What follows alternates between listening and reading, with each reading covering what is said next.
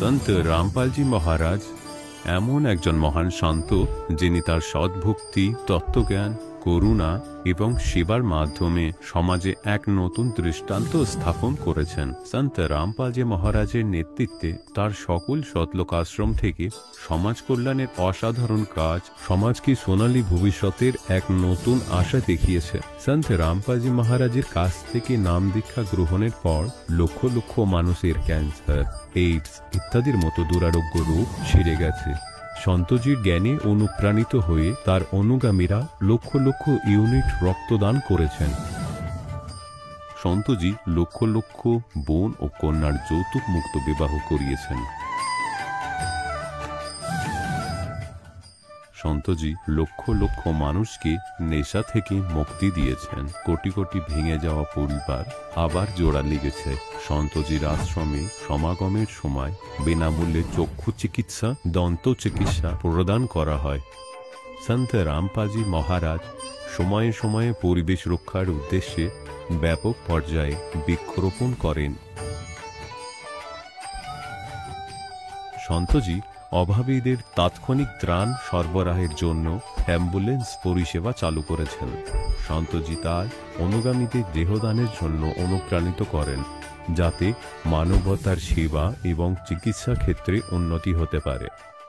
সন্ত রামপালজি মহারাজের সকল আশ্রমে প্রতিটি সমাগমে বিনামূল্যে ভান্ডারার আয়োজন করা হয়, যেখানে প্রতিটি শ্রেণী, প্রতিটি জাতি এবং প্রতিটি ধর্মের মানুষ একসাথে বসে খাবার খায়।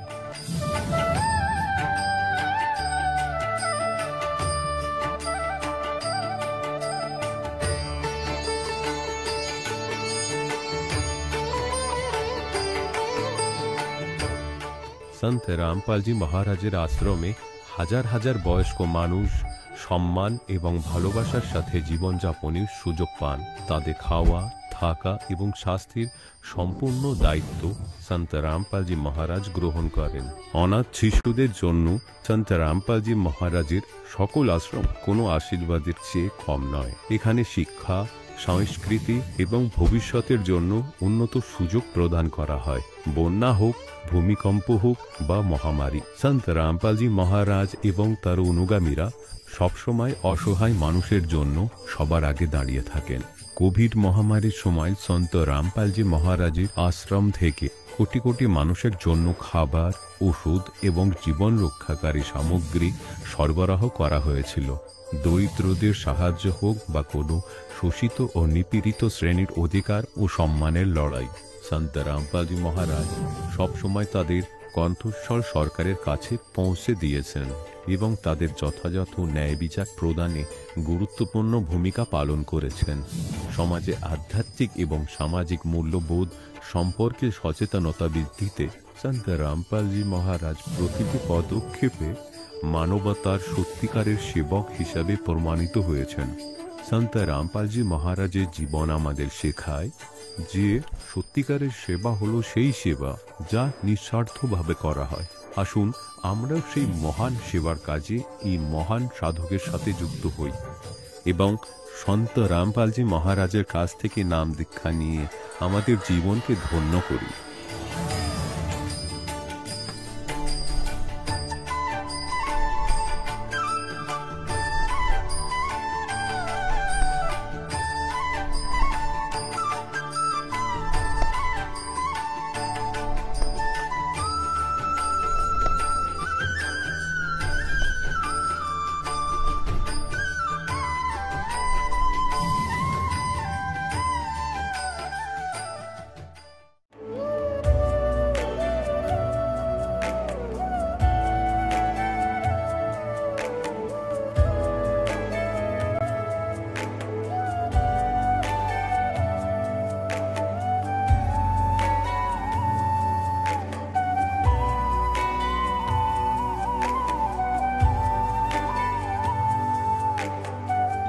পূর্ণ পরমাত্মার প্রাপ্তি এবং তার প্রকৃত লাভ পেতে পবিত্র বাইবেলে প্রমাণ রয়েছে যে প্রভু মানুষকে নিজেরই প্রতিরূপ সৃষ্টি করেছেন।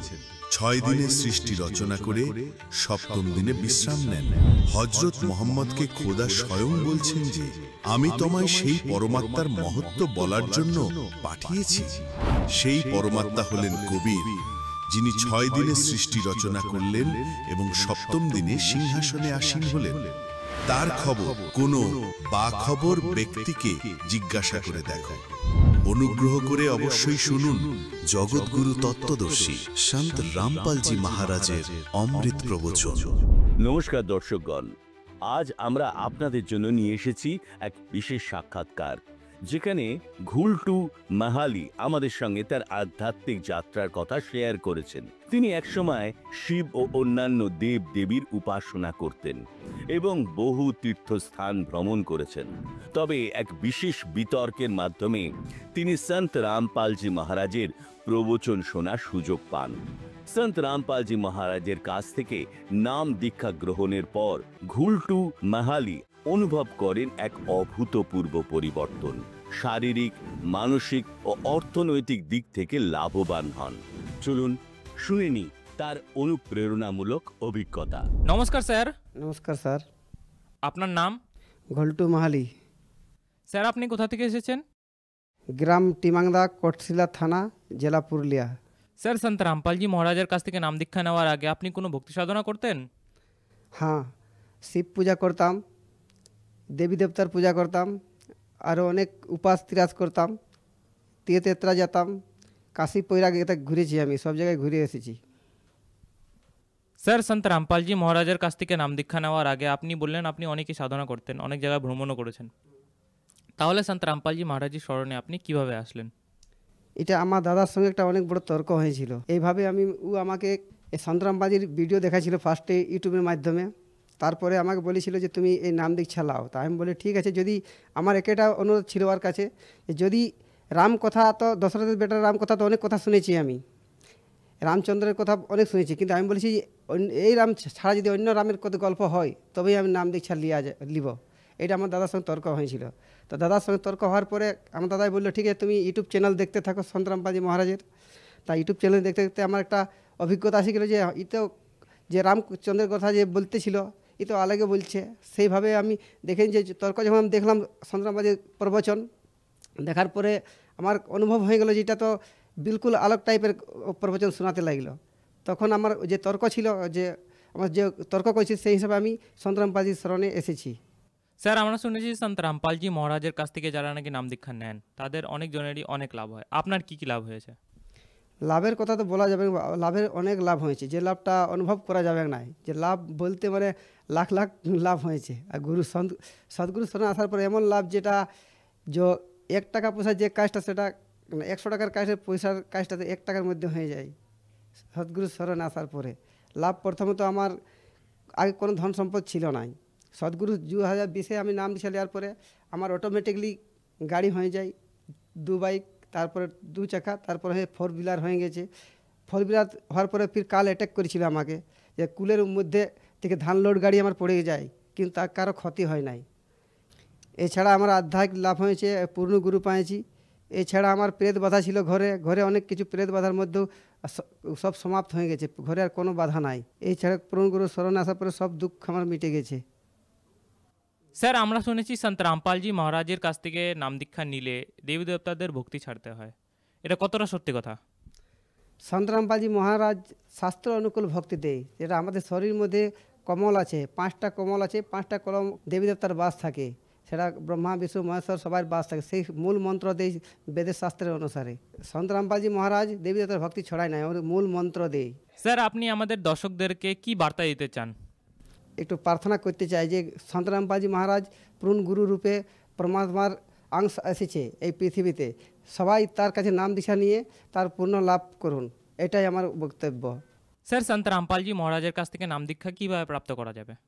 সাধনা চ্যানেলের মধ্যে চলে সৎসঙ্গ, সেই সৎসঙ্গের মাধ্যমে পিলাপটি ওদের সৎসঙ্গ নম্বর আছে, সেই নম্বরে আপনি কল করতে পারেন। এই চ্যানেলের মাধ্যমে একটা নিচে নাম দীক্ষা নম্বর চলছে, সেটা আপনি কন্ট্যাক্ট করলে আপনি নাম দীক্ষার সেন্টারে গিয়ে নাম দীক্ষা নিতে পারুন।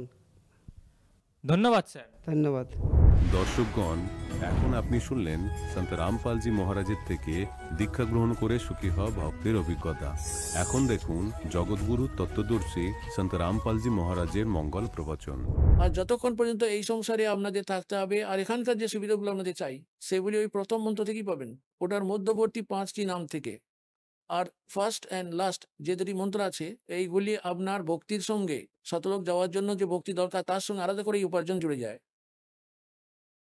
আর এর মধ্যে আপনি যে প্রথম মন্ত্র পেয়েছেন এটি আপনাকে কণ্ঠকমল পর্যন্ত মুক্ত করে দেবে। যখন আপনি এখান থেকে চলা শুরু করবেন তখন সর্বপ্রথম আপনার আত্মা মূল কমলে যাবে, যেখানে গণেশজির কমল আছে, ওনার অফিস আছে, ওখানে নিজের আপন অ্যাকাউন্ট ক্লিয়ার করবে। তারপরে আসবে ওর মধ্যে ব্রহ্মাজির লোকে স্বাদ চক্রতে, তারপর বিষ্ণুজির লোকে নাভি চক্রের মধ্যে, তারপর শিবজির লোকে হৃদয় চক্রতে, তারপর দেবী লোকে কণ্ঠচক্রে, তারপর এটি ত্রিকুটিতে পৌঁছবে।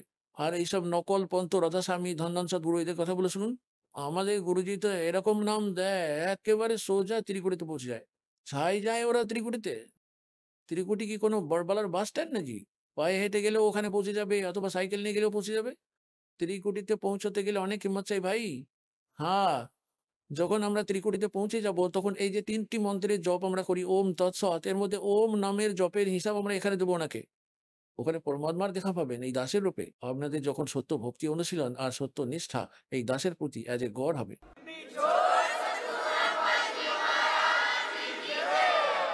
তো ওকে নিয়ে পরমাত্মা চলে যাবেন ধর্মরাজের দরবারে, যিনি এখানে ন্যায়াধীশ আছেন। আর ওনাকে এই গীতার 18 অধ্যায়ের 66 নম্বর শ্লোক দেখাবেন বিধান হিসাবে। এটি কোট করবে এই দাস আপনার জন্য ওখানে উকিল হবে। তাই কবির সাহেব শুনিয়েছেন, কর লো গুরু ওকিল মুকদমা ভারী হ্যায়, ইয়ে কর লো গুরু ওকিল মুকদমা ভারী হ্যায়। অর্থাৎ গুরুর রোল এখান থেকে নিয়ে লাস্ট পর্যন্ত চলবে। করবেন তো সবই ভগবান, কিন্তু নিমিত্ত দাস থাকবে। ওখানে শোনানো হবে এই কোর্ট, এই ধারা, ওখানে এই ধারা পেশ করা হবে 18 অধ্যায় 66 নম্বর শ্লোক। সংবিধানের এই ধারা ওখানে রাখা হবে যে সর্বধর্মান পরিত্যাজ মাম একম শরণম ব্রজ।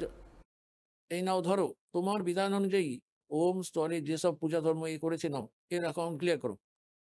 ফলস্বরূপ আমরা এগিয়ে এতে আমরা 11 নম্বর দরজা পেরিয়ে যাব। তো 11 নম্বর দরজা পেরিয়ে আমরা যেখানে প্রবেশ করব সেটা তো ওখানে অক্ষর পুরুষের লোক চলে আসবে। ওনার 7 শঙ্খ ব্রহ্মাণ্ড আছে, আর ওটা পার হবার জন্য আমাদের ওনাকে ভাড়া দিতে হবে।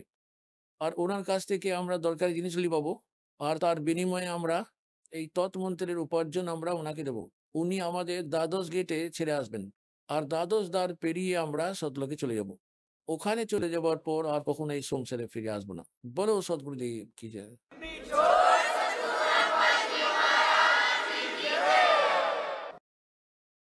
পরম পিতা পরমাত্মা পূর্ণ ব্রহ্ম সর্বসৃষ্টির রচনাকার পরমেশ্বর কবির দেবের অসীম দয়ায় আপনারা সকল পুণ্যাত্মাগণ সৎসঙ্গ শোনার জন্য উপস্থিত হয়েছেন।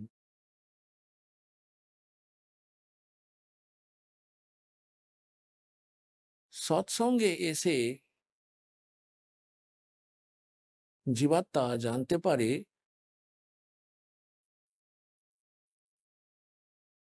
আমরা কারা, কোথা থেকে এসেছি,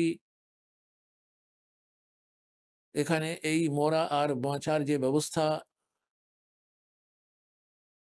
কি কারণে এটি তৈরি করা হয়েছে, এই কথাটি তো প্রত্যেকটি প্রাণী অনুভব করে। জন্ম হলো সে তো ভালো কথা, পরিবার হয়ে গেল আরো ভালো কথা, পুত্র কন্যা হলো, বাড়ি গাড়ি ধন সম্পত্তি হলো, ব্যাস আর কি করবেন। তারপর আসবে মৃত্যু। এই যে মৃত্যু ব্যাপারটা, এটাতেই খটকা লাগে। আমাদের এই মৃত্যু যে ঘটে এ তো একদমই সম্পূর্ণরূপে উল্টো ব্যাপার। সারা জীবন ধরে সন্তান সন্ততি লালন পালন করতে, ধন সম্পত্তি আহরণ করতে, ঘর বাড়ি সুন্দর মহল তৈরি করতে নিজেদের উৎসর্গ করে দেয় প্রাণীরা।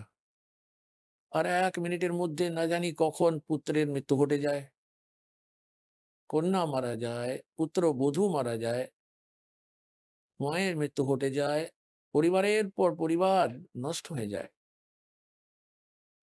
আর কেন আমাদের বুদ্ধি, কখনো আমরা বিবেচনা করি না কেন এমনটি হচ্ছে?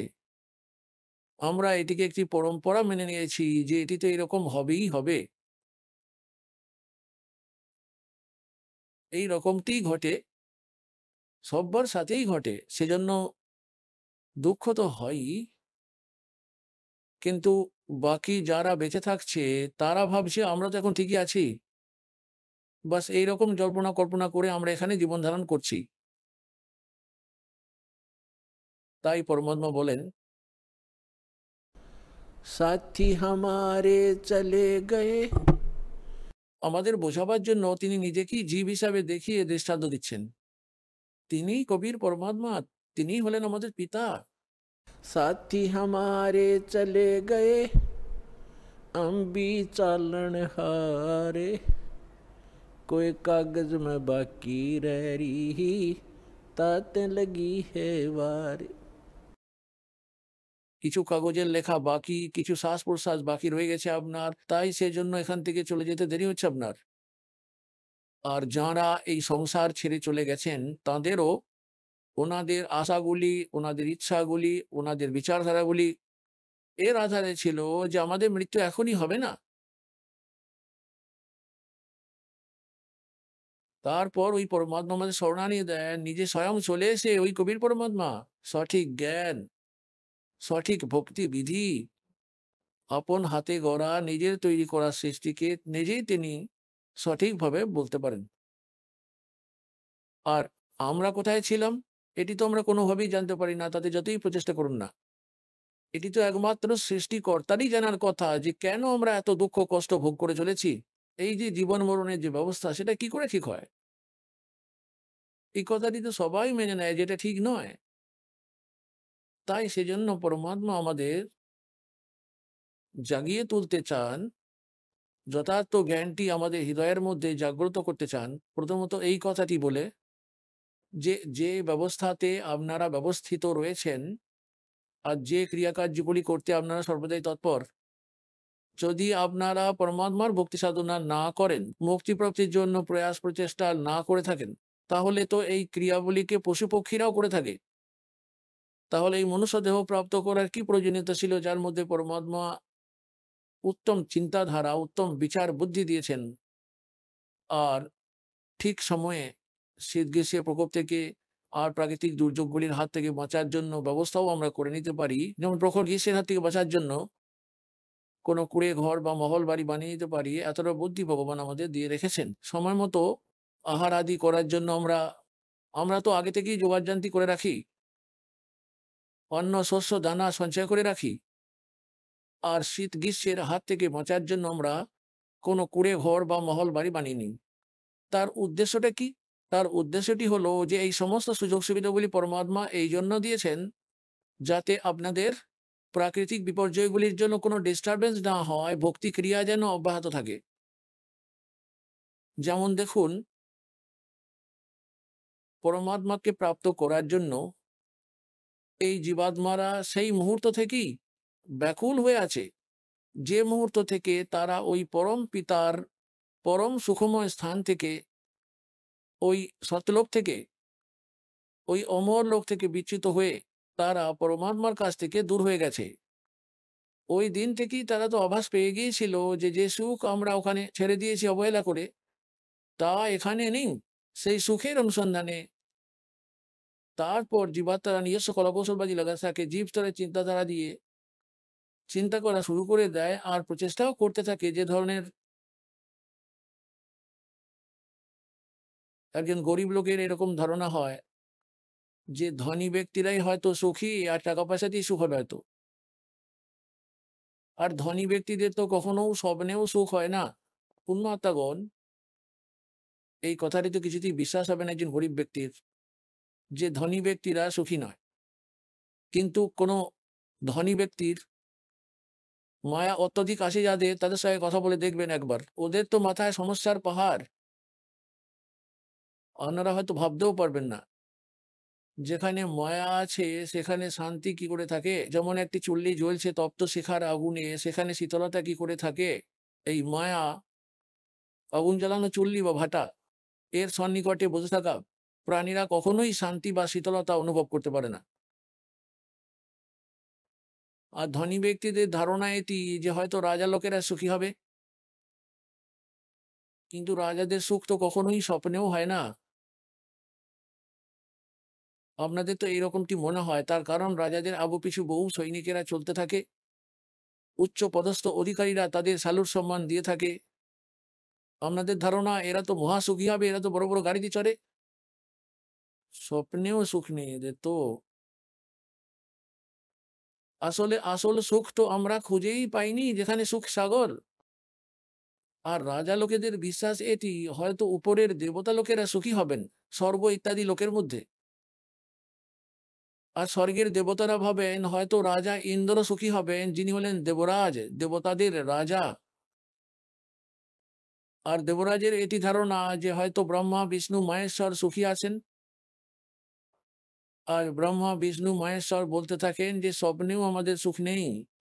আপনারা ভগবান বিষ্ণুর কথা হয়তো শুনে থাকবেন, বহুবার শুনিয়েছি আপনাদের শ্রীমদ্ দেবী ভাগবতের প্রথম স্কন্ধে নিজেই স্বীকার করছেন শ্রী বিষ্ণু ভগবান ব্রহ্মাকে বলছেন তিনি যে বেশিরভাগ সময় ধরেই আমি তপস্যা করতে থাকি, আর তপস্যার শক্তি দিয়ে নিজ ব্যাটারি চার্জ করে সিদ্ধি লাভ করে আবার রাক্ষসদের সঙ্গে নিরন্তর করতে হয় যুদ্ধ। যদি কখনো খুবই কম সময় পাই, নিজ পত্নী লক্ষ্মীর সঙ্গে সুখপূর্বক একটু সময় কাটাই, তাহলে ছাই সুখ আছে এখানে। হ্যাঁ, তাই পরমাত্মা বলেন, झूठे सुख को सुख कहे ये मान रया मन मोदे सकल तभी न काल का कुछ मुख में कुछ गोदे। এই মিথ্যা সুখগুলিকে সুখ বলা হচ্ছে, আর সেটিকে মেনেও নিচ্ছে আমাদের মন সানন্দে। কোন সেই মিথ্যা সুখগুলি? এক ব্যক্তি বলছিলেন যে আমার একটি কন্যা সন্তানের জন্ম হলো, আর জন্ম থেকেই ওই কন্যা আর গুহ্যস্থান ছিল না।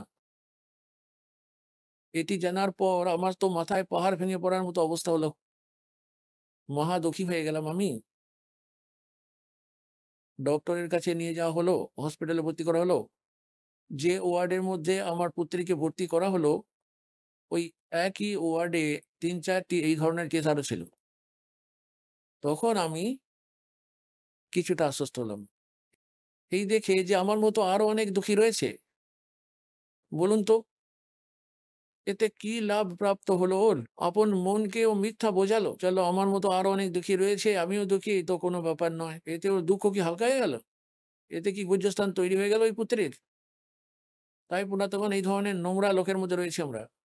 এখানে সুখের কোনো নামগন্ধই নেই। এখানে আমরা একে অন্যকে দুঃখী দেখে তার থেকে হালকা ধরনের দুঃখ হোক অথবা তার সমপরিমাণ দুঃখ হোক, আমরা নিজেদের মধ্যে স্বস্তি বোধ করি, কারণ এখানে কোনো গল্পই নেই। একটি উদাহরণ দেখুন, এক ব্যক্তির 3জন পুত্র ছিল। হঠাৎ একজন পুত্রের মৃত্যু ঘটে গেল, মহা দুঃখী হয়ে গেল, ভীষণ বাজেভাবে কাঁদতে লাগলো, আহার নিদ্রা ত্যাগ করলো। শোক ব্যক্ত করতে আসা ব্যক্তিদের মধ্যে এমন একজন ব্যক্তি উপস্থিত ছিলেন যার একটি পুত্র ছিল আর যার অকাল মৃত্যু ঘটে গিয়েছিল। তখন সান্ত্বনা দেওয়ার জন্য যারা এসেছিল তারা বলল, দেখো ভাই, এখানে তো এটাই রীতি, সবারই মৃত্যু হয়, এটা তো ভগবানের মর্জিতে চলে, কোনো চিন্তা করো না। দেখো এই যে ভাই বসে আছে, একে দেখে বাঁচো, এর দুঃখ তো আরো অনেক। এর তো একটি মাত্র পুত্র ছিল আর তার মৃত্যু ঘটে গেল। এ তো নিজের আপন জীবনযাপন করে যাচ্ছে ধৈর্য ধরে রেখে। তখন ওই ব্যক্তির তো কিছুটা হুঁশ ফিরে এলো, হাত মুখ ধুয়ে নিল, কিছুক্ষণ পরে খাবারও খেলো। এবার এখন তো ও সেটাকেই সুখ বলে মেনে নিল যে দেখো এই বেচারার তো একটি মাত্রই পুত্র ছিল আর সেই মারা গিয়েছিল, মৃত্যুকে প্রাপ্ত হয়ে গিয়েছিল। আমার তো কপালটা ভালো যে আমার তো 3জন আছে, 3জন ছিল, আমার তো একজনই মারা গেছে, বাকি 2জন তো বেঁচে রয়েছে। তাহলে দেখুন এটি সুখ বলে মেনে নিয়েছে, সে কি ওই পুত্রকে ফিরে পেল? তাই পরমানন্দ এখানে झूठे सुख को सुख कहे ये मान रहा मन मोद और सकल चबीना काल का, कुछ मुख में कुछ गोद। परमात्मा याद दिलाते हैं, बाई तन दर सुखिया कोई न देखा, जो देखा सो दुखिया हो। उदय अस्त की बात करते हैं, मन सबका किया विवेका हो, सबका किया विवेका हो। घाटे बाधे सब जग दुखिया, के गृहस्थी बैरागी हो। लाभ हानि से सब कोई दुखिया, के गृहस्थी बैरागी हो। सुख देव ने दुख के डर से, गर्भ में माया त्यागी हो, गर्भ में माया त्यागी हो। तंदर सुखिया कोई न देखा, जो देखा सो दुखिया हो। उदय अस्त की बात करते हैं, मन सबका किया विवेका हो, सबका किया विवेका हो। भाई जंगम दुखिया जोगी दुखिया, तपस्वी को दुख दूना हो। जंगम दुखिया जोगी दुखिया, तपस्वी को दुख दूना हो। आशा तृष्णा सबको व्यापे, कोई महल ना सुना हो, कोई महल ना सुना हो। तंदर सुखिया कोई न देखा, जो देखा सो दुखिया हो। उदय अस्त की बात करते हैं, मन सबका किया विवेका हो, सबका किया विवेका हो। भाई साच कहूँ तो जग ना माने, पर झूठ कही ना जाई हो। साच कहूँ तो ये जग ना माने, पर झूठ कही ना जाई हो। ये ब्रह्मा विष्णु शिव जी दुखिया, जिन ये राह चलाई हो, जिन ये राह चलाई हो। तंदर सुखिया कोई न देखा, जो देखा सो दुखिया हो। उदय अस्त की बात करते हैं, मन सबका किया विवेका हो, सबका किया विवेका हो। सुरपति दुखिया भूपति दुखिया, रंक दुखी बपरीती हो। सुरपति दुखिया भूपति दुखिया, रंक दुखी बपरीती हो। कहें कबीर और सब दुखिया, एक संत सुखी मन जीती हो, संत सुखी मन जीती हो। तंदर सुखिया कोई न देखा, जो देखा सो दुखिया हो। उदय अस्त की बात करते हैं, मन सबका किया विवेका हो, सबका किया विवेका हो। सुरपति दुखिया भूपति दुखिया, रंक दुखी बपरीती हो। सुरपति दुखिया भूपति दुखिया, रंक दुखी बपरीती हो। कहे कबीर और सब दुखिया, एक संत सुखी मन जीती हो, संत सुखी मन जीती हो। পূর্ণাতাগণ, সৌভাগ্য আপনাদের, আপনারা এই যথার্থ জ্ঞান অমৃত বচন শুনতে পাওয়ার সৌভাগ্য আপনারা অর্জন করেছেন। ভক্তির মুক্তির দাতা সতগুরু ये भटकत प्राण फिरंदा, उस साहेब के हुक्म बिना नी तरवर पात हिलंदा। ওই পরমাত্মা কবির ভগবানের, আল্লাহু আকবরের, ওই মহান পরমেশ্বরের আপনাদের উপর অসীম করুণা আছে। আর আপনারা হলেন বহু জন্মের বহু যুগের পুণ্যকর্মী প্রাণীগণ, যারা এই ধরনের ব্যস্ত জীবনশৈলী থেকে সময় বের করে নিয়ে এখানে পরমাত্মার দরবারে পৌঁছতে সক্ষম হয়েছেন। ওই পরমাত্মার অনুগ্রহ বিনা আপনার এখানে আসা যায় না, আপনাদের এই জ্ঞান শোনারও সুযোগ ঘটে না, এমনকি এটি আপনার কাজ পর্যন্ত পৌঁছাতেও পারে না। এই জ্ঞানটিকে আপনার কাছে পৌঁছে দেওয়ার জন্য পরমাত্মা 600 বছর আগে প্রচেষ্টা করেছিলেন। আর ওই দুষ্ট স্বার্থপর লোকেরা, নকল ভুয়ো গুরুরা নিজেদের জীবিকা অর্জনের উদ্দেশ্যটাকে সর্বপ্রধান মেনে প্রাথমিকতা দিয়ে নিজেদের স্বার্থটাকেই সর্বোপরি রেখে কবির ভগবানকে তার ওই ধানক রূপে জোলা রূপে থাকাকালীন অনেক কষ্ট দিয়েছিল, আর যথার্থ জ্ঞানটিকে আমাদের কাছ পর্যন্ত, আপনাদের কাছ পর্যন্ত পৌঁছতে দেয়নি। ওই পরমেশ্বর ওই অমর জ্ঞানটিকে নিজের সচ্চিদানন্দ ঘন ব্রহ্মের বাণীতে, কবির বাণীতে লিপিবদ্ধ করিয়ে দিয়েছিলেন নিজের প্রিয় আত্মা ধর্মদাসজির দ্বারা। এবার ওই জ্ঞানটিকে পরমাত্মা তার এই নিজের বিধানটিকে, যেটি 600 বছর আগে পরমেশ্বর নিজেই চলে এসে নিজের দ্বারা সৃষ্ট রচনার সত, আমরা কারা, কোথা থেকে এসেছি, কেন আমরা এত দুঃখ কষ্ট পাচ্ছি, এখানে জন্ম মৃত্যুর আসল কারণটি কি, এই সব কিছুই তিনি বলতে চেয়েছিলেন নিজে চলে এসে। কিন্তু এই নকল ধর্মগুরুরা, এই দুষ্ট লোকেরা এই জ্ঞানটিকে আমাদের কাছ পর্যন্ত পৌঁছাতে দেয়নি, পরমাত্মার ঘোর বিরোধ করে দিয়েছিল। ওনার উপর তো ভীষণ অত্যাচার করেছিল, মারা কাটা, নানাভাবে হয়রান করা, আর জনতাকেও বিভ্রান্ত করে বিরোধী বানিয়ে দিয়েছিল। তখন ওই পরমেশ্বর বলেছিলেন, যখন 5505 বছর কলিযুগের অতিবাহিত হয়ে যাবে, ওই সময় আমি আমার প্রিয় আত্মাদের সবাইকে শিক্ষিত করব, পুরো মানব সমাজকে। সমস্ত সদ্গ্রন্থগুলিকে স্ব স্ব ধর্মের লোকেরা আপন আপন সদ্গ্রন্থগুলিকে সত্য বলে মানেন, আর যে ধর্মগুরুদের আমরা শাস্ত্রজ্ঞ পণ্ডিত বলে মানতাম, ওনারা তো একেবারেই নিজেদের সদ্গ্রন্থগুলির ব্যাপারে অনভিজ্ঞ ছিলেন, অপরিচিত ছিলেন, অজ্ঞানী ছিলেন।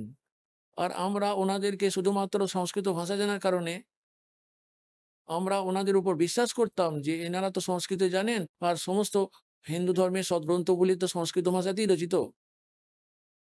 ওনারা সংস্কৃত ভাষায় রচিত এই পুস্তকগুলি ঠিকভাবে পড়েছেন, জেনেছেন এবং ঠিক জ্ঞান লাভ করেছেন, আমাদেরকে ঠিক জ্ঞান দিচ্ছেন। আর ওনাদের এই চাল তো চলেই গিয়েছিল সেই সময়ে, যে কবির তো জোলা ধানক অশিক্ষিত তাঁতি, আর ওই সময় সংস্কৃত পড়ার জন্য অধিকার কেবলমাত্র ব্রাহ্মণ বর্গের লোকেদেরই ছিল। সেজন্য সাধারণ মানুষের মনে কখনোই এরকম সন্দেহ জাগেনি, বিশ্বাস দৃঢ় হতে পারেনি, কারণ আশঙ্কা তো মনে রয়েই গিয়েছিল যে কবিরজি হলেন অশিক্ষিত, পরমেশ্বর কবিরজি তো অশিক্ষিত, ইনি মিথ্যা কথাই বলছেন হয়তো সদ্গ্রন্থগুলির ব্যাপারে। কেননা সদ্গ্রন্থগুলি আমাদের পবিত্র বেদ, শ্রীমদ্ ভগবদ গীতা, পবিত্র পুরাণ ইত্যাদি এই সমস্ত সংস্কৃত ভাষাতেই লিপিবদ্ধ করা আছে। তাহলে পরমাত্মা এই সময়টি নির্ধারিত করে দিয়েছিলেন, আর নিজের প্রিয় আত্মা ধর্মদাসজিকে বলে দিয়েছিলেন। আর ধর্মদাসজি যখন প্রশ্ন করলেন, পরমাত্মা আজকের সময়ে তো খুবই ধার্মিক ব্যক্তি আছে, তাদের মধ্যে ধার্মিকতা আছে, দুষ্প্রবৃত্তিগুলির মধ্যে ঘাটতি রয়েছে, অর্থাৎ অল্প পরিমাণে রয়েছে খারাপ কাজগুলি ন্যূনতম স্তরে। আরও 5500 বছর যখন কলিযুগের অতিবাহিত হয়ে যাবে, অর্থাৎ আজ থেকে প্রায় 600 বছরের পরবর্তী সময়ে, তার মধ্যে আপনি আরও বলেন যে কলিযুগে মানুষের প্রবৃত্তিগুলি আরও অনেক খারাপ হয়ে যাবে, এদের বিচার বুদ্ধিগুলি অনৈতিক হয়ে যাবে, চরিত্র তো ঠিক থাকারই কথা নয়, অবিশ্বাসী আর অকৃতজ্ঞ হয়ে যাবে। তখন কি করে কাউকে বোঝাবেন হে মালিক আমার? তখন পরমেশ্বর বলেছিলেন, সব থেকে প্রথমে আমি এদের সবাইকে তখন শিক্ষিত করব, শিক্ষিত করিয়ে দেব। परमात्मा कबीर देव बोलेन, ये सब खेल हमारे किए, हमसे मिले सो निश्चय जिए। আর যখন সবাই শিক্ষিত হয়ে যাবে তখন আমি আমার দাসকে পাঠিয়ে দেব। তখন তো বলেছিলেন যে আমি নিজেই যাব, আর সদ্গ্রন্থগুলির মধ্যে লুকিয়ে থাকা গূঢ় রহস্যকে জনসাধারণের কাছে ব্যক্ত করে দেব। কিন্তু স্বয়ং নিজে তো এলেন না, তাই এই দাসকে পাঠিয়ে দিয়েছেন ওই পরম পিতা।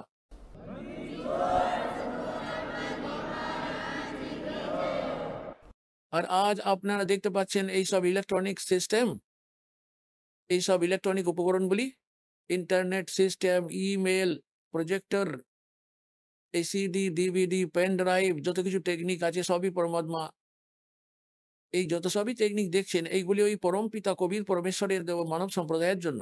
এটি মানব স্তরে চিন্তা প্রসূত নয়, এটি 100% মানুন। যদি এইগুলি মানব স্তরে চিন্তা প্রসূত হতো তাহলে প্রায়ত 40 লক্ষ বৎসর তো বর্তমান চতুর্যুগের অতিবাহিত হয়েছে, আর আজ পর্যন্ত এই টেকনিকগুলি উপলব্ধ করাতে পারেনি, মানুষ এগুলি খুঁজে বার করতে পারেনি। এইটি পরমাত্মা কলিযুগ এই জন্য নাম রেখেছিলেন যে এইটি মেশিনারির যুগ হবে। টেকনোলজি অনেক ধরনের পরমাত্মা এই যুগে দিয়ে দেবেন, আর ওটার পিছনে মূল উদ্দেশ্য থাকবে যে এই তত্ত্ব জ্ঞানটিকে, যেটি 600 বছর আগে কবির পরমাত্মা নিজে এসে বলতে চেয়েছিলেন, আজ ঘরে ঘরে বসে থাকা নিজের বাচ্চাদের এই টিভির মাধ্যমে, ইন্টারনেটের মাধ্যমে, এই যে ইউটিউব, ফেসবুক ইত্যাদি তৈরি হয়ে গেছে, এইগুলির মাধ্যমে আমি ঘরে বসে থাকা আমার বাচ্চাদের অমৃত জ্ঞান বলবো। তখন সবাই বুঝতে পারবে আর আমার কাছে চলে আসবে আর আপন কল্যাণ করিয়ে নেবে। তাহলে এই সমস্ত কিছু উপকরণ যে বানিয়েছেন পরমাত্মা, এইগুলি এজন্য দিয়েছেন পরমাত্মা যে এইগুলি গড গিভেন মাইন্ড দিয়ে তৈরি, জীবদের নিজেদের স্তরে চিন্তাধারা এগুলি নয়, না তো তারা এগুলি বানাতে পারবে। আর যেমন দেখুন এই ব্যাপারটি, এই দাসের জন্ম হয়েছে কৃষক পরিবারে। 50 বছর আগে, 40-50 বছর আগে, যখন আমি 10-12 বছরে ছিলাম, আমাদের এই এলাকায় শস্য মাড়াই করার জন্য আগেকার দিনে কি করা হতো, ওটার মধ্যে ভুসি থেকে শস্য দানা আলাদা করার জন্য 50 মণ গমের দানার জন্য 1 মাস লেগে যেত। ওর উপরে বলদ বেঁধে ঘোরানো হতো, একটি ছড়া বা পাটাতন বলদের পিছনে জুড়ে দিয়ে ওটাকে ঘোরানো হতো। কমসে কম 20-25 দিন, 1 মাস লেগে যেত, তারপরে ওটা বেরিয়ে আসতো ছোট ছোট দানা। তারপর কুলো দিয়ে ঝরিয়ে বেছে গম আলাদা আর ভুসি আলাদা করা হতো। তাহলে এইরকম টেকনিক ছিল তখন, আর তার আগে তো আরো। আর আমাদের সময়ে এরকম চাপ কাটার মেশিন হাত দিয়ে ঘোরানো, ঘাস খড় ইত্যাদি কাটার জন্য হস্তচালিত মেশিন এসে গিয়েছিল, গন্ডাসা বা কুট্টি মেশিনও বলাতো। তার আগে আমরা ঠাকুরদাকে দেখেছি এরকম করে হাত দিয়ে কাটতে, এরকম করে। তারও আগে যদি যান তাহলে কি দেখা যেত। এইগুলি বলার উদ্দেশ্য এই যে টেকনিকগুলি আপনারা পেয়েছেন, এইগুলি কবির গড গিভেন, যাতে আপনারা আপন সদ্গ্রন্থগুলিকে ডিভিডি প্রজেক্টরের মাধ্যমে নিজের চোখের সামনে দেখতে পারেন প্রত্যক্ষ রূপে, আর মিলিয়ে নিতে পারেন। আপনাদের ঘরেই তো উপলব্ধ থাকে এইসব সদ্গ্রন্থগুলি। আর দয়া করেছেন পরমাত্মা যে ওইগুলিকে অনুবাদ করিয়ে দিয়েছেন ওনাদেরই দ্বারা, যাদের কোনো জ্ঞান ছিল না। অনুবাদ করার জন্য ভাষার জ্ঞান ওনাদের ছিল। যেমনই হোক, ওনারা অনুবাদটা, যেখানে ওনাদের বুদ্ধি কাজ করা বন্ধ করে দিয়েছিল সেখানেই ওনারা ভুল করে দিয়েছেন, আর যেখানে সোজা সাপটা অনুবাদ ছিল সেটা করে দিয়েছেন। তাহলে কোথায় স্লিপ করলো ওনাদের বুদ্ধি? যেমন দেখুন শ্রীমদ্ ভগবদ গীতাতে অধ্যায় নাম্বার 7 শ্লোক নাম্বার 18-তে অনুত্তম গতি এই শব্দটি আছে। গীতার জ্ঞানদাতা নিজের থেকে আলাদা সর্বশ্রেষ্ঠ পরমাত্মার বিষয়ে জ্ঞাতব্য তথ্য দেন আর নিজের বিষয়েও সত্য প্রকাশ করেন। কিন্তু গীতার অনুবাদ যারা করেছেন তাদের দৃষ্টিকোণ এটা ছিল যে যিনি শ্রীকৃষ্ণ ছিলেন তিনি হলেন supreme power, Shrikrishna is Vishnu. এনারা তো শ্রী বিষ্ণুকেই সুপ্রিম পাওয়ার মেনে নিয়ে এটা মানতে থাকেন যে শ্রীমদ্ ভগবদ গীতার জ্ঞান শ্রী বিষ্ণু দিয়েছিলেন শ্রীকৃষ্ণ রূপে। শ্রীকৃষ্ণ যে শ্রী বিষ্ণুই ছিলেন এটি তো আমাদের ধর্মগুরুরা নিজেরা মেনেই নেন। তাহলে এনারা এই শ্রীমদ্ ভগবদ গীতাটিকে ঠিকমতো না বুঝতে পারার জন্য, কেননা ওনাদের সৃষ্টি রচনার জ্ঞান ছিল না, যে কারণে ওনারা তো শ্রীকৃষ্ণকেই প্রমুখ পরমাত্মা মেনে নিয়েছেন। এবার দেখুন গীতা অধ্যায় নাম্বার 15 শ্লোক 16 আর 17-তে 3জন প্রভুর কথা বলা হয়েছে, মানে পুরুষের কথা। একটি তো হলো খরপুরুষ। খরপুরুষ তো হলো ওই ব্রহ্ম, যাকে স্বরব্রহ্ম বলা হয়, অর্থাৎ খর ব্রহ্ম। ইনি কেবল 21টি ব্রহ্মাণ্ডের অধিপতি। আর দ্বিতীয়টি হলো অক্ষর পুরুষ, এনাকে অক্ষর ব্রহ্ম বলা হয়, এনাকে পরব্রহ্মও বলা হয়। ইনি হলেন 7 সংখ্য ব্রহ্মাণ্ডের অধিপতি, প্রভু পুরুষ, মালিক পুরুষ বা পরমাত্মা।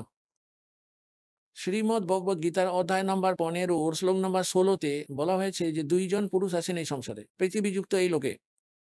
আর এনারা হলেন নশ্বর, আর এনাদের অন্তর্গত যত সব প্রাণীরা রয়েছে তারাও নশ্বর। জীব আত্মাদের কারোর মৃত্যু হয় না, ওটা তো পশু পক্ষীদেরও মৃত্যু হয় না। শ্রীমদ্ ভগবদ গীতার অধ্যায় নম্বর 15 ওর শ্লোক নম্বর 17-তে তৎক্ষণাৎ বলেছেন, उत्तम पुरुष है तू अन्य।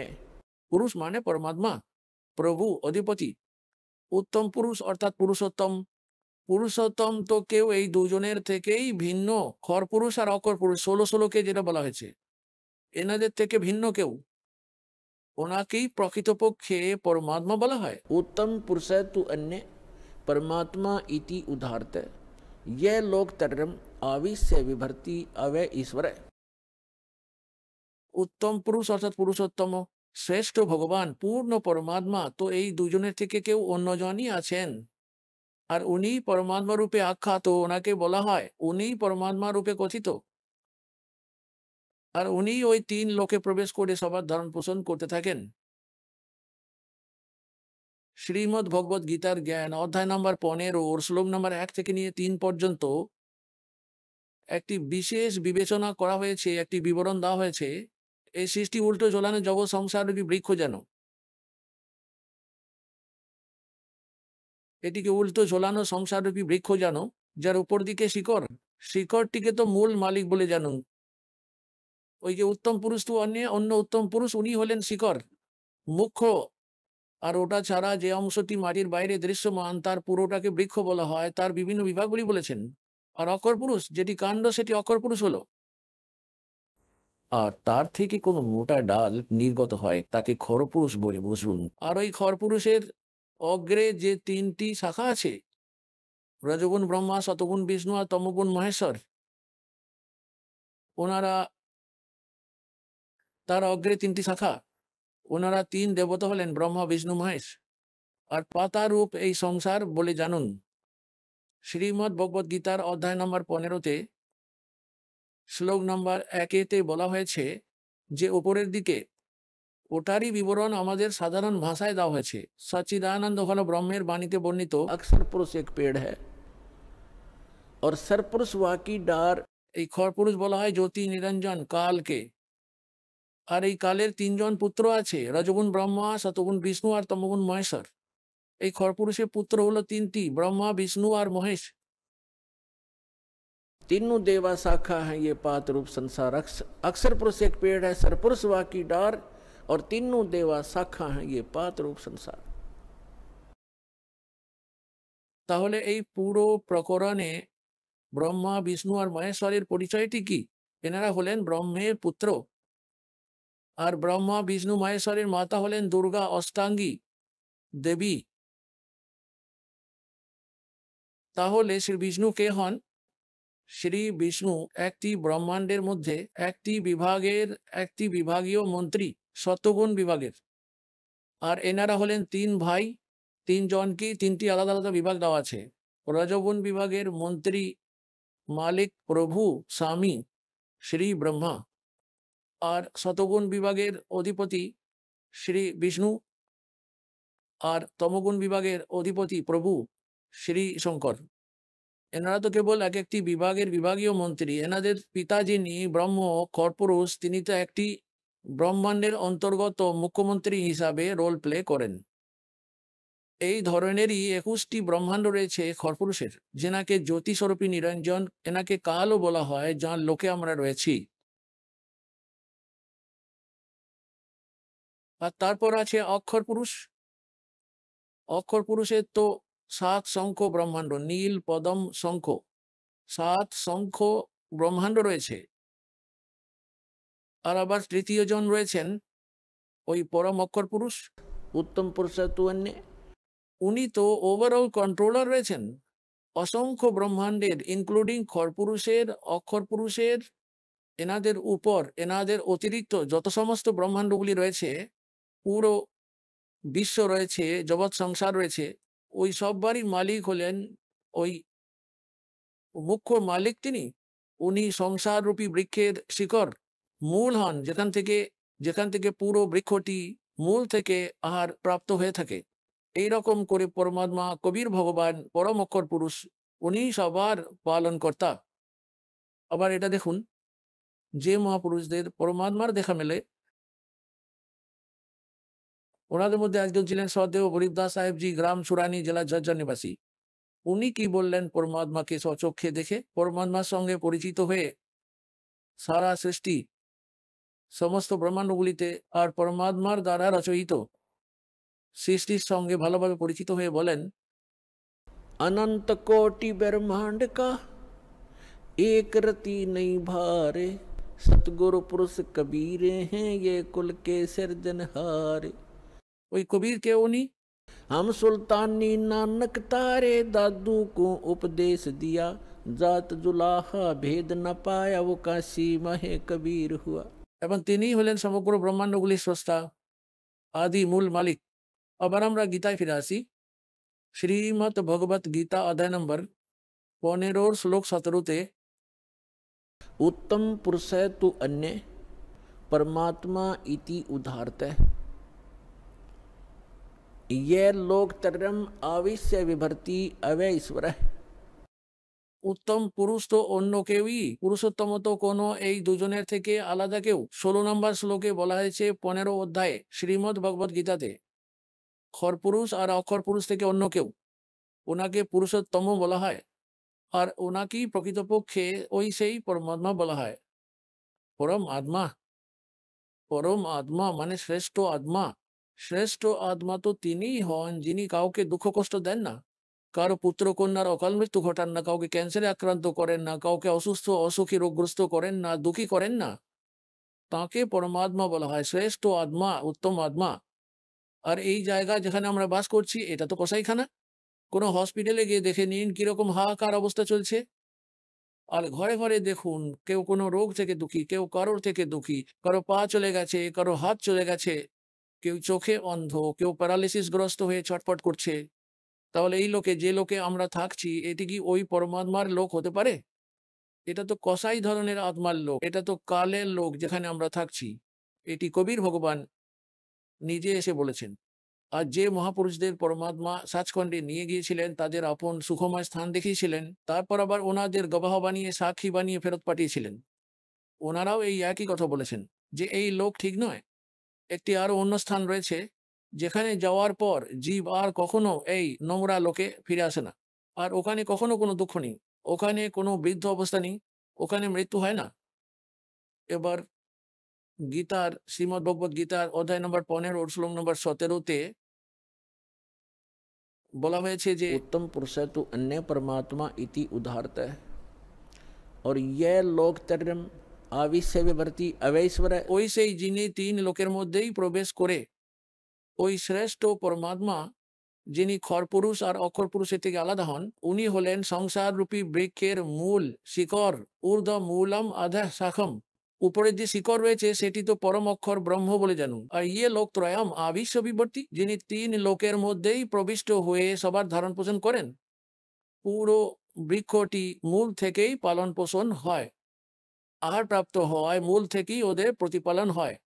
এই পুরো বৃক্ষটির যেটি মূল সেটি হলেন পরমাত্মা, তিনি তো উপরে শতলোকে থাকেন। ওই অক্ষর পরম অক্ষর পুরুষ, উনি সর্বসৃষ্টির রচনাকার, সর্ব উৎপাদক প্রভু কবির সাহেব, যিনি কাশিতে ধানক রূপে, জোলা রূপে এসেছিলেন। ওই পরমাত্মা তো সমস্ত বিধান বানিয়ে ছেড়ে দিয়েছেন। ওই বিধান অনুসারে যারা চলবে তাদের যেমনই হোক না কেন, এখানে যেরকম কর্তব্য কর্ম করবে সেই অনুসারে লাভ প্রাপ্ত হতে থাকবে, আর সেই অনুসারে জন্ম মৃত্যুও হতে থাকবে। আর এই জন্ম মৃত্যুর হাত থেকে বাঁচার জন্য ওই পরমেশ্বর যে বিধান বানিয়েছেন সেইগুলিকে যে আপন করে নেবে, প্রযোজ্য করে নেবে, সেই জন্ম মৃত্যুর হাত থেকে বেঁচে যাবে। তাহলে আগে আমাদের ওই জন্ম মৃত্যুর হাত থেকে বাঁচার জন্য বিধানগুলি প্রাপ্ত হয়নি। পরমাত্মা তো 600 বছর আগে এইগুলি বলার চেষ্টা করেছিলেন, কিন্তু আমরা অশিক্ষিত হওয়ার কারণে আমরা বঞ্চিত থেকে গিয়েছিলাম।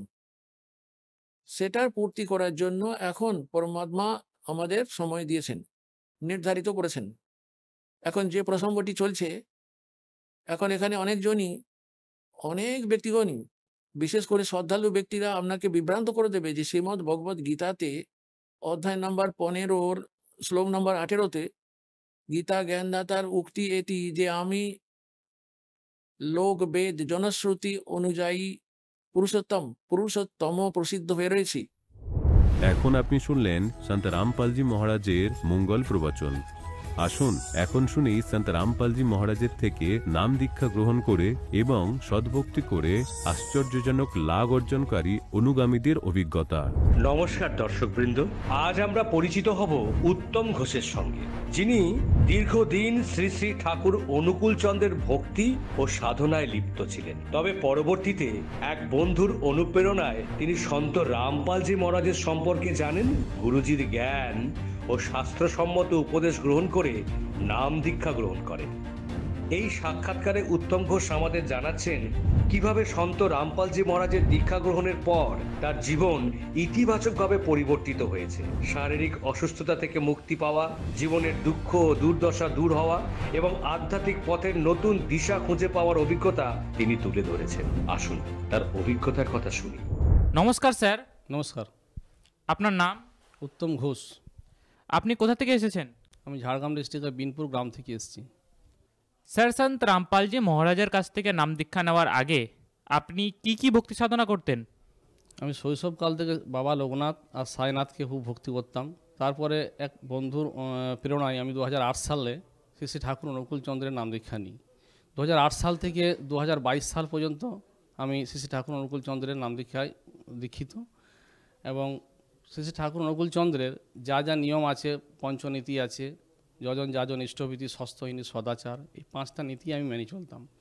প্রায় এই শ্রী শ্রী সন্ত রামপালজি মহারাজের নাম দীক্ষা নেওয়ার আমি 7 বছর আগের থেকে আমি নিরামিষ খাই। স্যার, আপনি বললেন আপনি অনুকূল চন্দ্রের ভক্তি সাধনা করতেন, এছাড়াও আপনি বাবা লোকনাথের ভক্তি সাধনা করতেন। তাহলে সন্ত রামপালজি মহারাজের স্মরণে আপনি কিভাবে আসলেন? আমি সন্ত রামপালজি মহারাজের খোঁজ আমার এক বন্ধু, যে আমার মতনই শ্রী শ্রী ঠাকুর অনুকূল চন্দ্রের পথে 22 বছর নাম দীক্ষা নিয়েছেন। ওনাদেরও সপরিবারে দীক্ষিত, আমাদেরও সপরিবারে দীক্ষিত। এভাবে ওনার সঙ্গে আমার পরিচয়, বিভিন্ন সৎসঙ্গে যায়। একদিন আমাকে ডেকে বলছে, উত্তম দা শোনো শোনো, জয়গুরু। আমি ঠিক আছে, বলুন কী ব্যাপার। বলছে আমি এক ইউটিউবে এক মহান সন্তের খোঁজ পেয়েছি। আমি কে সন্ত? সন্ত রামপালজি মহারাজ। আমি বলছি তাই নাকি? মানে কী জ্ঞান আছে বলো না। বলছি ইনার জ্ঞান সম্পূর্ণ শাস্ত্র অনুকূল। আমরা যে এতদিন থেকে যে ভক্তি করছি শ্রী শ্রী ঠাকুর অনুকূল চন্দ্রের পথে, ওনার মূল মন্ত্র হচ্ছে না রাধাস্বামী মন্ত্র। রাধাস্বামী কথা বলছে। বলছি ইনার এই যে রাধাস্বামী যে কথা বলছেন উনি, বলছে তোমাদের বলো তো, এই যে শ্রী শ্রী ঠাকুর অনুকূল চন্দ্রকে যে আমরা মানছি, ইনার কোনো গুরু আছে কি? না, তো ইনার তো কোনো গুরু নেই। আমরা যেটা শুনেছি আমি সৎসঙ্গে, যে শ্রী শ্রী ঠাকুর অনুকূল চন্দ্রকে নাকি ওনার মা নাম দীক্ষা দিয়েছেন। তা আমরা বলছি যার গুরুই নেই সে আমাদের কী জ্ঞান দেবে? আমাদের কথাটা ঠিক। তারপরে বললাম তাহলে আর কী কী জ্ঞান বুঝেছো বলো।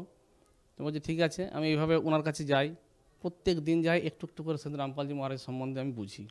বুঝতে বুঝতে বুঝতে বুঝতে ও তখন কিন্তু নাম দীক্ষা নেয়নি। ও ইউটিউবে সৎসঙ্গ শুনে আমাকে বলে। আমার তখন ছোট মোবাইল ছিল, আমার বড় মোবাইল ছিল না। এভাবে শুনতে শুনতে ও একদিন ঝড় জলের রাতে, উনি প্রচণ্ড ঝড় জল, মানে সেখান থেকে বাড়ি থেকে বেরোনো যাবে না, সেখানে ওনার গ্রাম থেকে ও 3 জন দুর্গাপুর নাম দীক্ষা সেন্টার থেকেও নাম দীক্ষা নিয়ে আসে। তার ঠিক 2 মাস পরে আমি দুর্গাপুর নাম দীক্ষা সেন্টার থেকে আমি নাম দীক্ষা নিই সন্ত রামপালজি মহারাজের। স্যার, আমরা শুনেছি সন্ত রামপালজি মহারাজের কাছ থেকে যারা নাকি নাম দীক্ষা নেন তাদের অনেকজনেরই অনেক লাভ হয়। তাহলে আপনার কি কি লাভ হয়েছে? কথাটা একদম সত্য। কারণ আমার শৈশবকাল থেকে আমার গ্যাসের সমস্যা ছিল এবং লিভারের সমস্যা ছিল। সেই লিভারের সমস্যাটা জটিল আকার ধারণ করেছিল যখন আমি মাধ্যমিক পরীক্ষা দিই। ঠিক প্রিটেস্ট পরীক্ষার সময় আমার রেড স্টুল হয়েছিল। এতে আমার পরীক্ষার খুব ক্ষতি হয়েছিল, পরীক্ষা দিতে পারিনি। এবং প্রিটেস্ট বলে আমি টেস্টের সুযোগ পেয়েছিলাম। সেই রোগ আমার শ্রী শ্রী ঠাকুর অনুকূল চন্দ্রের পথে যতদিন আমি ভক্তি করলাম, সেই রোগের কিন্তু কোনো নিরাময় হয়নি। কিন্তু সন্ত রামপালজি মহারাজের নাম দীক্ষা নেওয়ার 6 মাসের মধ্যে আমার সেই দীর্ঘদিনের রোগ আমার ঠিক হয়ে যায়। আমার হাতের মধ্যে এরকম জায়গাতে একটা টিউমার ছিল। আমার বন্ধু, সে একজন আয়ুর্বেদিক ডাক্তার, সেও সন্ত রামপালজি মহারাজের দীক্ষিত। তার সঙ্গে কথা হয়, যে বললাম ভগতজি আমার এখানে একটা টিউমার হয়েছে, কী করা যায়? তখন বলছে তুমি মালিকের কাছে আর্জি জানাও। আমার ঠিক আছে, মনে মনে আমি মালিকের কাছে আর্জি জানালাম। মালিকের কাছে আর্জি জানাবার অদ্ভুত ব্যাপার একটা, 1 মাসের মধ্যে সেই টিউমার একদম বিনা কোনো মেডিসিন নিতে হয়নি আমাকে, বিনা মেডিসিনে আমার সেই রোগ ঠিক হয়ে যায়, সেই টিউমার একদম ক্লিন হয়ে যায়। বন্ধু দেখে অবাক, বলছে এই তো পরমাত্মা লীলা। এভাবে আমি দীর্ঘদিন ধরে আমি শিক্ষিত ছেলে একজন, MA ইংলিশ অনার্স কমপ্লিট করেছি, ডিএলএড কমপ্লিট আছে আমার, তা সত্ত্বেও কোনো সরকারি সুযোগ সুবিধা আমি পাইনি। পরমাত্মার শরণে এসে আমি মালিকের মনে মনে মালিকের কাছে আর্জি জানালাম, সেন্টারে বললাম যে এরকম আমার তো, আমি টিউশন পড়িয়ে পেশা মানে জীবিকা নির্বাহ করি, কিন্তু টিউশনের যে শিক্ষার যে ব্যবস্থা, দিনের দিন টিউশনের পরিস্থিতিও খুব খারাপ হয়েছে, সংসার টানাটুনা আমার চলতো, খুব কষ্ট পাচ্ছিলাম দীর্ঘদিন ধরেই। দিন আমার ওয়াইফের সঙ্গে এ নিয়ে খুব আলোচনা হতো। ওয়াইফ বলতে কী করা যায়, তাহলে আমাদের তো একটা পথ আছে, গুরুজির একটা পথ আছে যে গুরুজির কাছে আর্জি ঠিক একটা কোনো একটা ব্যবস্থা হবে। আমার ঠিক আছে, আমি নাম দীক্ষা সেন্টারে বললাম, আমি মেদিনীপুর নাম দীক্ষা সেন্টারে, উনি মালিকের কাছে আর্জি জানালেন। মালিক পরমাত্মা বললেন যে পরমাত্মার দয়া আছে, ঠিক হয়ে যাবে, কাজ হয়ে যাবে। তো মালিকের এমনই দয়া, এমনই কৃপা, তার ঠিক 1 মাস পরেই পরমাত্মার দয়াতে আমি একটা ব্যাংকের চাকরি পাই। সেই কাজ আমি এখন করছি পরমাত্মার দয়াতে। আমি এখন বেশ ভালোই করি, মালিকের দয়ায় সুন্দরভাবে চলছে আমার সংসার, কোনো অসুবিধা নেই। স্যার, যেমন কি আপনি বললেন আপনি টিউশন পড়াতেন, তার মানে আপনি একজন টিচার ছিলেন। আমরা শুনেছি সন্ত রামপালজি মহারাজের কাছ থেকে যারা নাকি নাম দীক্ষা নেন, তারা অন্ধশ্রদ্ধা ভক্তির জন্য নেন। আপনি এই বিষয়ে কি বলতে চান? এই বিষয়টা সম্পূর্ণ ভুল। এই ধরুন আমার কথাই বলুন, আমি যে শ্রী শ্রী ঠাকুর অনুকূল চন্দ্রের নাম দীক্ষা ছেড়ে, নাম দীক্ষা ত্যাগ করে আমি যে সন্ত রামপালজি মহারাজের নাম দীক্ষা নিয়েছি, আমি কি না বুঝে নিয়েছি? আমি যথেষ্ট শিক্ষিত মানুষ একজন, আমার বোঝার ক্ষমতা আছে, আমি সেই বই পড়ে জ্ঞান বুঝে তবে না আমি নাম দীক্ষা নিয়েছি। সেরকম অনেক পণ্ডিত মানুষ আছেন, অনেক শিক্ষিত মানুষ আছেন, যিনারা বই পড়ে জ্ঞান বুঝে তবেই সন্ত রামপালজি মহারাজের নাম দীক্ষায় ওনারা গ্রহণ করেন। এটা ভুল, যে আপনি যেটা বলছেন এটা সম্পূর্ণ ভুল।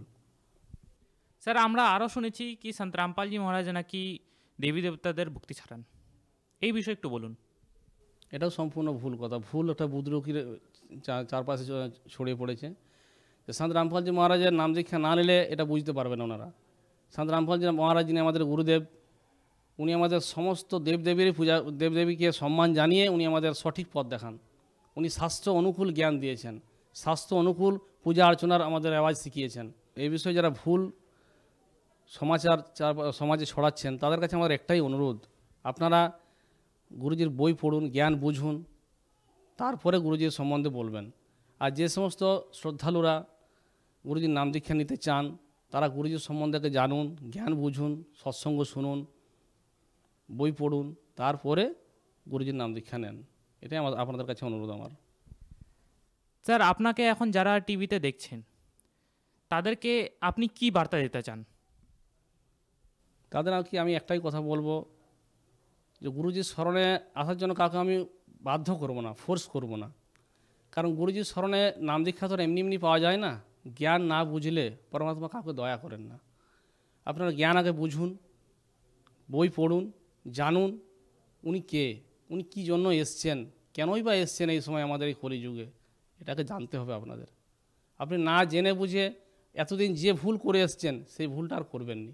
আগে জানুন উনি কি জ্ঞান দিচ্ছেন, ওনার সৎসঙ্গ চলে, সেই সৎসঙ্গ শুনুন, জেনে বুঝে এই পরমাত্মার স্মরণে আসুন, দেখুন না এসে কি লাভ হয়। স্যার, সন্ত রামপালজি মহারাজের কাছ থেকে নাম দীক্ষা নেওয়ার জন্য কি কি করতে হবে? সন্ত রামপালজি মহারাজের কাছ থেকে নাম দীক্ষা নেওয়া খুবই সহজ উপায়। আমি বর্তমানে যে টিভি চ্যানেলে আমি বক্তব্য রাখছি, দেখুন সেই চ্যানেলের ঠিক নিচে একটা পিলা লাইনের মধ্য দিয়ে ফোন নাম্বার যাচ্ছে। সেই ফোন নাম্বারগুলোতে যে কোনো একটা ফোন নাম্বার আপনি ফোন করুন। আপনি ফোন করলে ওনারাই বলে দেবেন আপনার বাসস্থান থেকে নিয়ারেস্ট সৎসঙ্গ কেন্দ্র কোথায় আছে। সেখানে যাবেন আপনি, সেখানে গিয়ে আপনি আপনার জ্ঞান বুঝুন, বই নেবেন, বই পড়বেন, আপনি আপনার সুবিধা অসুবিধাগুলো কথাগুলো বলবেন, দুঃখ যন্ত্রণার কথা বলুন। সেখানে আমাদের নাম দীক্ষা সেন্টারে সেবাদার আছে, ওনাকে সব কথা বলুন। সেখানে বললে উনি আপনাকে সঠিক কীভাবে কী নাম দীক্ষা নিলে কী কী উপায় আছে সব কিছু বলে দেবেন। ওখানে নাম দীক্ষা নিয়ে আপনি আপনার জীবনকে মঙ্গলময় এবং কল্যাণ করুন। ধন্যবাদ স্যার। সৎ সাহেব।